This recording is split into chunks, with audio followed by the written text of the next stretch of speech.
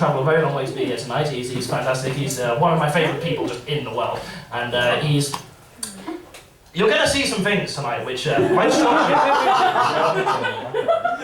If you haven't already. You're going to see some things. And just prepare yourself for this next act. He is absolutely fantastic. You're going to love him. Please welcome to the stage the wonderful Neuroses.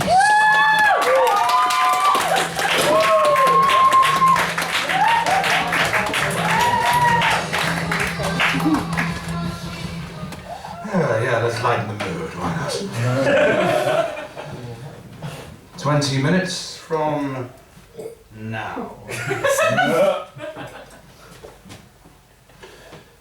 As the sun set over the Southampton dock and the land withdrew into darkness, a small and discreet house party of jubilant atmosphere and admirable boozing was in full swing. I was graciously invited to partake in merriment of the highest order. We drank, we smoked, we talked, and it was fabulous. One lady caught my eye quite consistently and made my shy and observant manner titillate with excitement at the prospect of making her acquaintance. A charming smile, a curvaceous body, and tight but not too revealing clothing. She was, in a word, exquisite. In 2 words, fucking exquisite. I couldn't bring myself to talk to her, not just yet. I decided to seek out my hosts. I found them very soon in a bedroom. 3 of them sat around in adequate comfort and excellent company. 3 of my most hardened friends. A metalhead. An anarchist. And a guy from Stockport.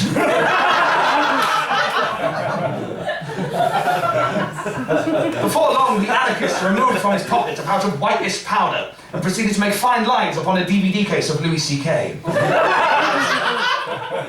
They each took their turn, as did I. At this time, I had not partaken of this experience before. I have since, obviously, but not before this. The initial shock was quite repugnant, but soon settled into a mild intoxication. It was at that moment that the metalhead had to be a full but untied balloon.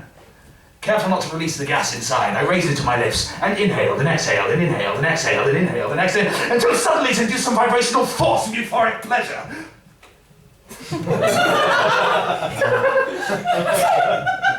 The only way I could describe it would be like a ping pong ball. You know, sometimes when you play ping pong, the ball sort of goes askew and it bounces in place somewhere, and it bounces shorter and shorter and shorter still, until for a moment it's just a hazy, vibrating ping pong ball. I felt like that. Tori, you seem like the kind of person who I would try to attract the attention of at a house party.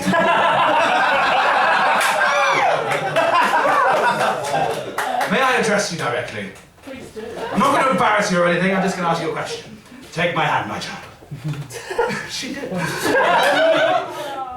Do you feel that it is fair for an individual to be held accountable for their actions whilst off their tits on ecstasy? Absolutely not. Thank you very much, my dear. I skipped about the party in high spirits, handing out lollipops that did not belong to me.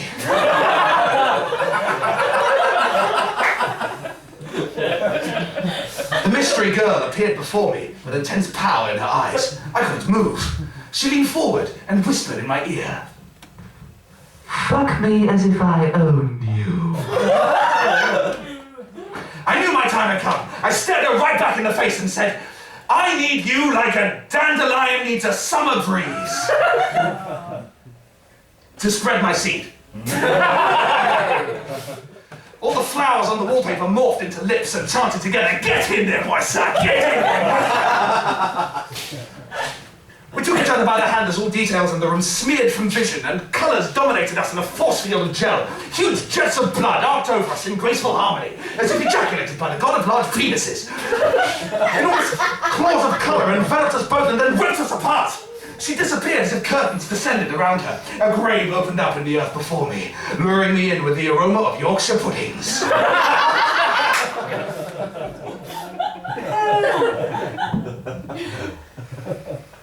But there were no Yorkshire puddings.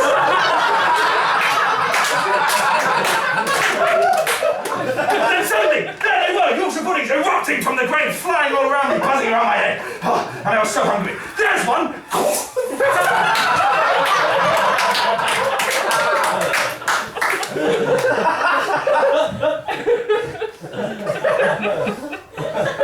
When I awoke from these illusions, I was standing in the garden, leaning against a wall on my forehead. I'd been there for 15 minutes, alone. She never approached me, and I never saw her again. I couldn't feel any more worthless in an Oxfam window. But as much as that experience hurt me, I don't regret it, and I'll tell you why, because in those times of life when our minds are at their most bleak, when our hearts are choked and our souls crushed, are those not the times where we really reveal who we truly are and become more human because of it?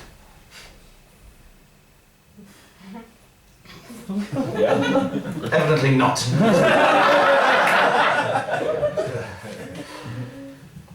I wasn't always like this. I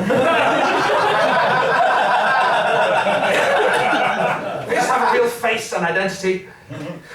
I've been doing this whole act for about 3 years now, and to be honest, I think I'm starting to detach from who I really am.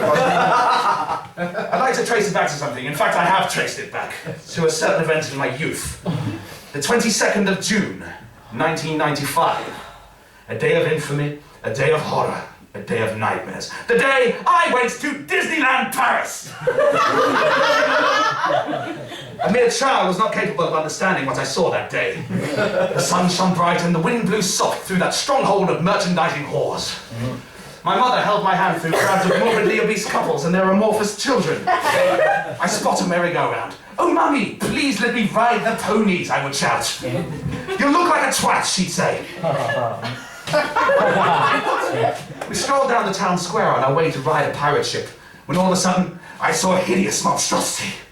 A mouse 7 feet high, with an enormous, unnatural grin, huge, empty black eyes, staring through mine and upon my very soul. It spoke to me. "Hello, little boy!" I shot! I ran away in terror. My mother screamed after me. I cried and I cried and I cried, until suddenly I realized I didn't know where I was. I'd run through some alleyway and reached a big, heavy door. And for reasons that I may never know, I entered. I was drawn in further by a distant sound, like a mass of heavy breathing. It was coming from behind a large screen door. I couldn't help it. I just walked towards it, like a moth to a flame, like a socially awkward person to a DVD box set. I kept following it, and sure enough, found to my shock that people had amassed in this space, removed their clothing, and were fucking each other's brains out! Boobies and bollocks swinging all over the place, flabby buttocks rattling, and sweaty skin shimmering in a spaghetti-like mound. I knew who they were. It had to be. Those actors, the ones out there wearing the big suits. Must have been them, I could tell. They kept the cartoon heads on! Eeyore was fighting Tigger, Goofy was fucking Pluto, Mickey was taking Minnie up the arse, and Donald Duck was just wanking over everybody!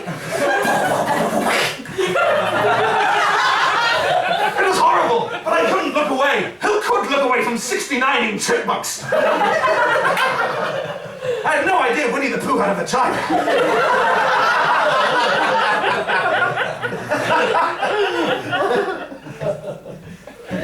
Eventually, Goofy noticed me and walked over. He was the worst of all. Big goofy head atop a lanky, pale body and an erection he could hide in a tennis ball. I punched him in the dick and ran off again. I was eventually found hiding beneath a kiosk with a popcorn bag over my head. Since then, I've always had this morbid fascination with masks and costumes.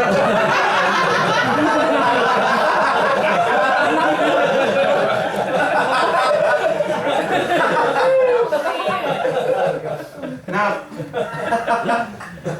all of that might go some way to explaining why I am the way I am today. Like, because, I mean, I have always enjoyed dressing up like this. I like Halloween, I'm aroused by cartoons, but it's... More recently, I've been having problems with intimacy. Okay, so it's been going on for like the last 5 or 6 months when I know some shit that went down in the place where I live, and I'm not going to tell you about it because it wasn't funny. That's what we're here for. And since then, I've been having trouble, so I don't really connect with new people like how I did beforehand. And I'm starting to worry that I'm becoming a bit too much of a recluse about it, and I want to be more open with people. I want to be honest, and I want to try and attract more people like that around me. So try and prove to you that I do mean this. I'm going to do the rest of this set without my mask on. No. So, It's like Cena taking a witch off.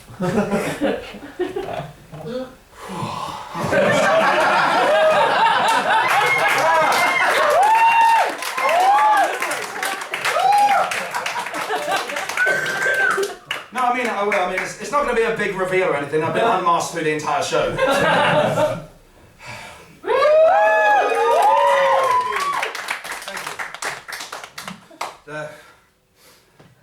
I know what you're thinking. This face doesn't match my voice either, does it? It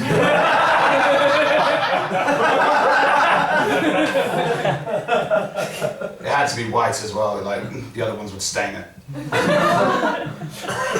Okay, so I'm Robbie, and I'm 23, believe it or not, and I'm from London, as you mentioned. I live in this big shared house that's full of lots of other young, broke people, and there has been this habit recently that has just consumed many of my friends for what is well over a decade at this point. I used to be part of it myself, and it took up a lot of my time. I was very unproductive with it, and I'm trying to put it behind me, but it's still a big thing in the house, and just whenever I'm at home, I'm constantly surrounded by it on a daily basis, because it is very much an addiction. So I wanted to just come clean and say this, get off my chest. I am completely finished. I am done with Pokemon. I did spot your hat. Yes. Yes. I don't know if you've seen the more recent TV series of it in particular. There's a TV series called Pokemon Black and White that has an episode that features around a character called Dwebble. Now, if you want to picture Dwebble in your mind, it's basically a hermit crab with big fuck-me eyes. That's what he is. Now, the episode starts off with Ash and Pikachu, along with their two vacant-looking, interchangeable half-wit friends for this particular season. And they're travelling down a stony valley, and they come across Dwebble, and instantly decide to capture it, because, of course, in Pokemon, poaching is all fun and games. So Ash sends in Pikachu, and the other two send in a couple of Pokemon called Axew and Pansage. It's already a 3-on-1 fight, which is fucked up morals for a kid show. And so then there's this big Pokemon battle erupts with lightning sharp laser beams going.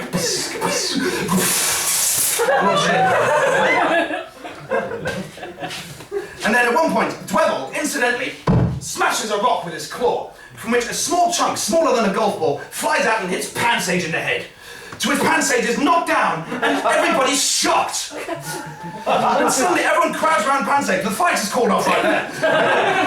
And then everyone's sort of crowded around him, and he's all delirious and shit with spiral throws going, Pansage, Pansage, Pansage. And then everyone feels awful about it, and Dwebble feels awful about it, hitting him in the head with a small rock. Pikachu has been using fucking Thunderbolts so far! It reminds you, in Pokemon, there is a Pokemon that exists called Onix, which is an 80-foot-high snake made of boulders, with a move called Body Slam, and suddenly this is overstepping the mark. And Dwebble is made to go through this awful guilt trip for the rest of the episode, that is, for what is basically just defending himself. You know what kind of message is this for all the stoned 20-year-olds watching?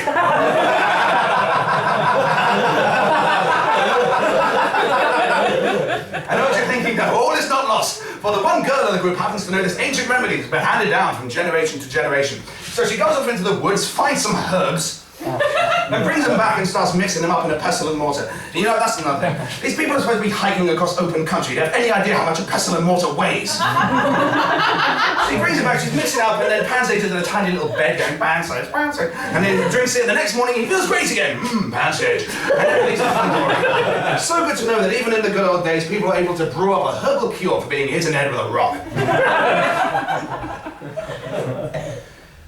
Now, I watched Pokemon a lot as a child, and I freely admit that. I know, I look older, I sound older, I act older, but I was born in 1992. With the perfect age for Pokemon to just come up and give me a hug and then shoot me in the back of the head. So, now, as a child, particularly in terms of TV series, I was actually a bigger fan of a show called Digimon. Good. The Digimon crowd's in tonight. Yes. And, now, Pokemon and Digimon, they both have these like very similar sort of constructs, and they both revolve around these brightly coloured monsters with superpowers fighting each other on behalf of kids. And you know, loads of shows have done that. It's fine, you know, Yu-Gi-Oh!, Beyblade, Monster Ranch, Medabots, Transformers. It's an ongoing list, and it's a profitable formula. Fuck it. So, but now with this semi-adult perspective I have now, notices a very distinct difference between the two of them, which actually makes me feel quite nauseous. Like, in Digimon, these kids have been transported from the real world into this alternate reality that's full of these monsters, where the evil ones hunt them down and the good ones protect them. So whenever Digimon fight each other, it's always a matter of survival. There's something instinctive about it. There are times when it's a fundamental necessity, there's times when it's an ethical dilemma. And there's interesting stuff happening to the show because of that. Whereas in Pokemon, these kids are going out and capturing creatures from the wild, instantly start training them to fight whilst also being their friend. And then making them compete against each other in tournaments in order to win badges. All glory, trophies, etc. go to the trainer. The Pokemon doesn't even get a badge. It just makes me feel very nauseous to think that Ash Ketchum is just the anime equivalent of a thug organising a dogfight. I hope that Pikachu straps into a chair, sits on his head and thundershocks the little bastard until his teeth melt. Fuck Pokemon!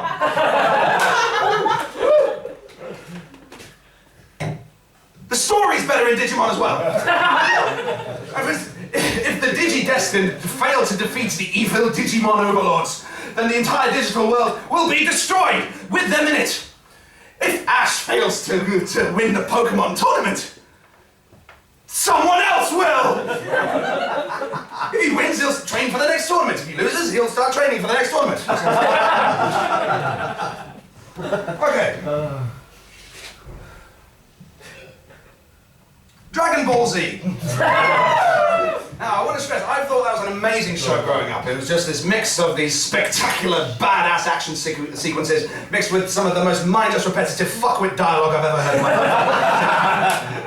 Now, I want to stress, I did enjoy the show growing up, but this is my main point. There is a video on YouTube, it's just an extract from the show, of the big Gohan versus Cell fight. It's a big climactic set piece in the show, so it's just a video of the entire extracted fight, and this video is 4 hours and 35 minutes long. And I know, but the thing is, another YouTuber took that same fight and edited it down, so that it's just the pure action, so there's none of the pauses or the dialogue or the cutaways to people watching the fight, and it's just pure fighting moves and everything like that. It's 20 minutes! 20 minutes! That leaves 4 hours and 15 minutes of people doing this.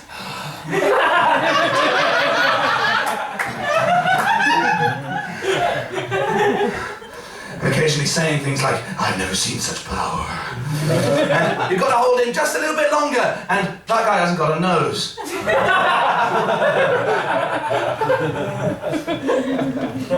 Then again, if Dragon Ball Z isn't your thing, you can always fall back into the charms of animated pornography. Hey! Oh, it's good stuff. And it's fair. It's fair. No one gets forced into anime porn. Unless it's just a studio full of people somewhere. This is so wrong. Fuck it. Okay, I'll give the game away. I work in a Wix. Like the big sort of DIY superstore like B&Q and all that. Now recently I was at work and I was chatting with a colleague of mine on the shop floor and I was feeling very, very low at the time. This was about 5 months ago when shit happened and I started having my trust issues, and so I was talking to him about it, and he listened, naturally, and then he gave me some advice in the form of a half-hour lecture on how to pick up hot women and then fuck them and leave them. I was just feeling lousy because my housemates didn't get on, and he unloaded that on me. To be honest, I found the whole thing hilarious. But the main thing is, I couldn't fully appreciate every little thing that he said. Like, for instance, he was giving me the kind of usual stuff that you get for picking up women. Listen, mate, you've got to have a shower, you've got to get dressed up nice and go to a bar, and then you start chatting to some fine ladies, yeah? But this is the main thing, this is the secret, Robbie, yeah? Just don't care what they think. It's as simple as that, mate, just don't care what they think. But it's not that simple, is it? In fact, I'm here to call bollocks on that.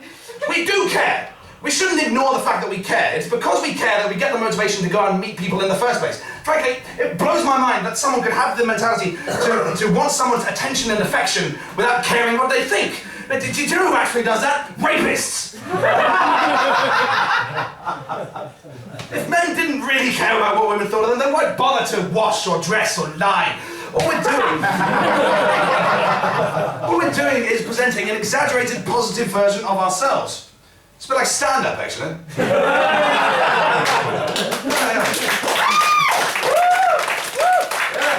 I've had this conversation many times because because I've had several friends over my life who get laid regularly, and yet they still have the nerve to say to me, wow, you do stand-up? Oh, that's so brave of you, man. I could never do that. I think what they do is brave. That's the problem with bravery. It's so subjective. They don't tell you that when you're a kid. Like, if I was in a Disney fairy tale, I could valiantly slay the dragon and laugh as it ate my horse. And then I'll have palpitations in my chest as I'm approaching the lady in the coma, thinking, oh God, what am I doing in this ridiculous lip balm chewing gum all this shit? Oh, I should never appreciate this, but I should have brought Jonathan to this, but she's like, Jonathan.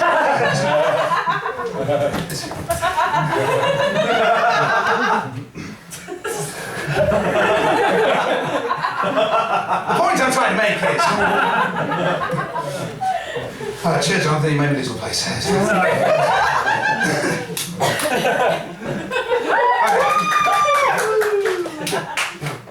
Okay, now, it's always fascinated me with the whole thing of like both stand-up comedy and pulling. They both take a lot of confidence to do them right.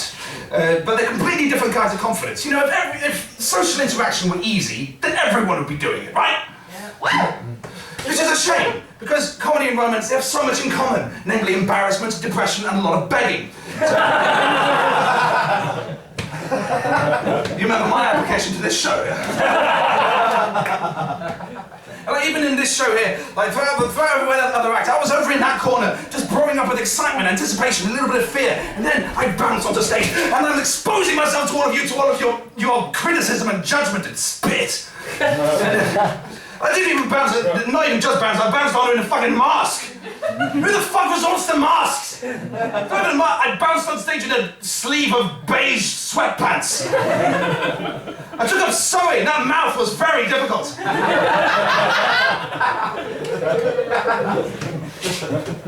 The final thing I'd like to say is I used to avoid drinking before gigs because I wanted to keep my memory intact and that kind of thing, you know. But it turns out that alcohol doesn't dim your memory nearly as much as life does. Hey, gentlemen, that's everything from me. Thank you very much.